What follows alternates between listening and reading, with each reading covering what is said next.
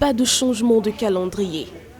Les élections législatives se tiendront comme prévu le 29 mars 2020 au Mali. L'annonce a été faite ce mercredi par le président Ibrahim Boubacar Keïta. Annonce qui intervient dans un contexte d'urgence sanitaire avec l'enregistrement de 2 cas confirmés de Covid-19 sur le territoire.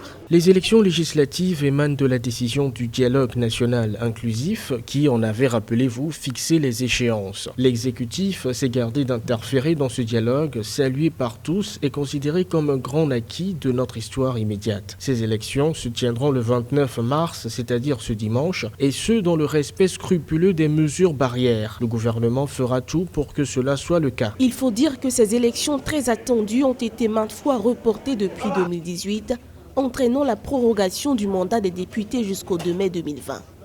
Elles seront l'occasion pour la majorité d'éprouver sa crédibilité et pour l'opposition de jauger sa popularité dans la perspective de la présidentielle 2023.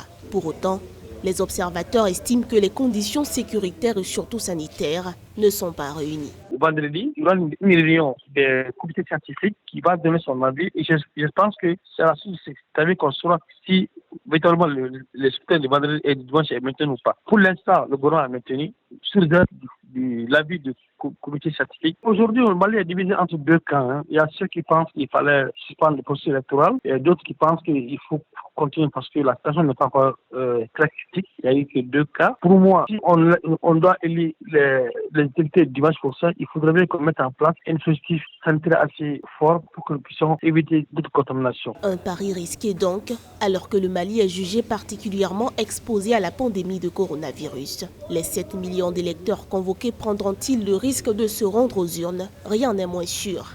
Les observateurs redoutent d'ores et déjà un faible taux de participation.